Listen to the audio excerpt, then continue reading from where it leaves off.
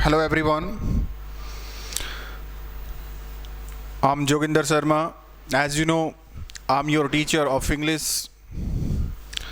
And first of all, I would like to thank you on our YouTube channel English by Joginder Sir. बहुत सारे बच्चे तैयारी कर रहे हैं अलग अलग एग्ज़ाम्स की। क्या आप भी एसएससी जीडी एग्ज़ाम की तैयारी कर रहे हैं?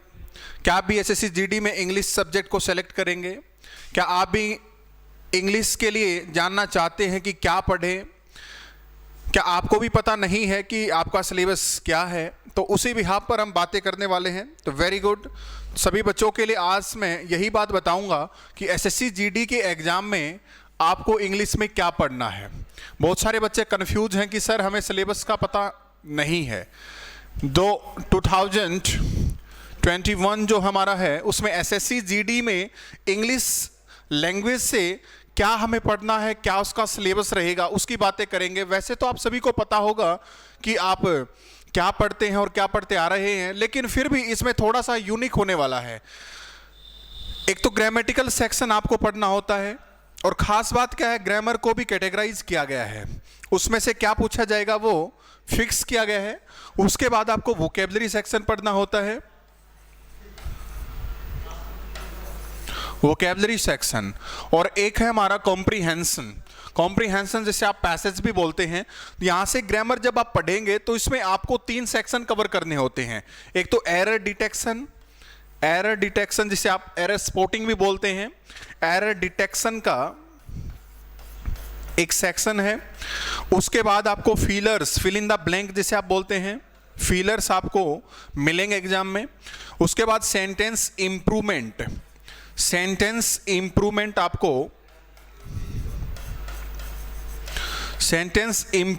आपको मिलेंगे।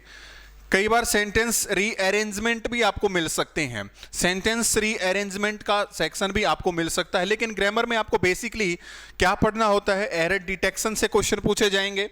अगर आप एसएससी जीडी एग्जाम की तैयारी कर रहे हैं तो ग्रामर में आपसे क्या पूछा जाएगा ये जानना आपके लिए बहुत जरूरी बन जाता है। इसलिए एरर डिटेक्शन, फीलर्स या फिल इन द ब्लैंक जिसे आप बोलते हैं, और सेंटेंस इंप्रूवमेंट, ये 3 सेक्शन ग्रामेटिकल सेक्शन से आपसे पूछे जाएंगे।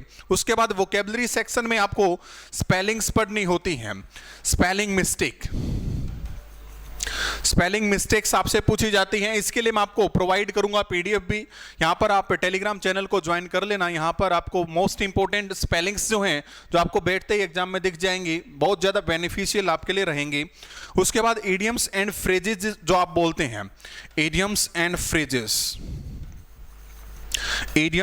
फ्रेजेस आप बोलते हैं, ये भी आपके एग्जाम्स में पूछा जाएगा। और इसकी भी पीडीएफ आपको टेलीग्राम पर दी जाएगी, चाहे वो नया बच्चा है चाहे वो पुराना है, सभी स्टूडेंट्स के लिए लाभदायक वो रहने वाली है। उसके बाद वन वर्ड सब्सटीट्यूशन आप पढ़ते हैं, ये भी आपके एग्जाम में पूछा जाएगा, वन वर्ड सब्सटीट्यूशन जो आप बोलते हैं। उसके बाद सिनोनिम्स एंड एंटोनिम्स का पार्ट बच जाता है, सिनोनिम्स एंड एंटोनिम्स। वो कैब में आपको ये spellings, idioms and phrases, one word substitution, antonym and synonyms, ये मैं आपको प्रीवियस ईयर में जो भी एसएससी में पूछे गए हैं वो प्रोवाइड करने की कोशिश करूंगा। और उसके बाद जो ट्रिक्स से कुछ आप सीख सकते हैं, चाहे आपको रट्टा ना मारना पड़े, वो भी मैं आपको कुछ ना कुछ मेथड्स प्रोवाइड करूंगा। ठीक है, वो बेसिकली आपको टेलीग्राम चैनल पर ही मिलेंगे, आप ज्वाइन कर सकते हैं।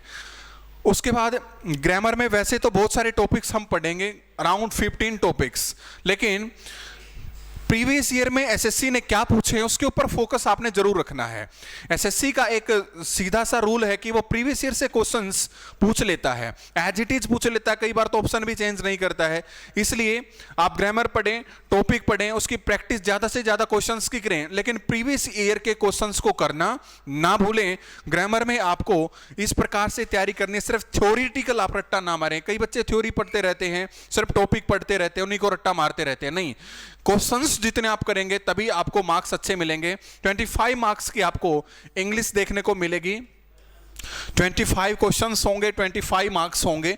तो ये आपको बहुत जानना जरूरी बन जाता है तैयारी करने से पहले कि हमें पढ़ना क्या है, इंग्लिश में क्या पूछा जाएगा, क्या हम पढ़ें, कहाँ से हम पढ़ें। ये स्ट्रेटजी जो है यही बेनिफिशियल आपके लिए 25 मार्क्स ऑब्टेन करने के लिए बहुत ज़्यादा फायदेमंद बन जाती है। तो ग्रामर में इस प्रकार से हम तैयारी करेंगे और धीरे धीरे प्रैक्टिस सेट भी आपको प्रोवाइड करने की कोशिश की जाएगी। उसके बाद वोकैबुलरी में ये सेक्शन हम करेंगे और उसके बाद हमारा कॉम्प्रीहेंशन सेक्शन बजाता है। कॉम्प्रीहेंशन कई बार तो कॉम्प्रीहेंशन पूछ लेता है पैसेज, जिसमें आपकी रीडिंग स्किल अच्छी होनी चाहिए। जो बच्चा डेली रीडिंग करता है उसके लिए बहुत आसान बन जाता है, क्योंकि एक पैसेज आपको दिया जाएगा, उसमें इजीली बिल्कुल आप डिटेक्ट कर पाएंगे कहाँ पर आंसर है, लेकिन उसके लिए रीडिंग स्किल अच्छी होनी चाहिए। ठीक है, उसके बाद कई बार आपसे क्लोज टेस्ट पूछ लिया जाता है। क्लोज टेस्ट ये भी बिल्कुल बेसिक ही आता है, इसमें ज़्यादा मुश्किल नहीं आता है। तो इनको भी मैं आपको बताऊंगा कैसे रीडिंग करें, किस प्रकार से आंसर्स को सेलेक्ट करें, कहाँ पर आपको इजीली आंसर दिखेंगे, किस प्रकार से आपको कॉम्प्रीहेंशन पढ़ना है।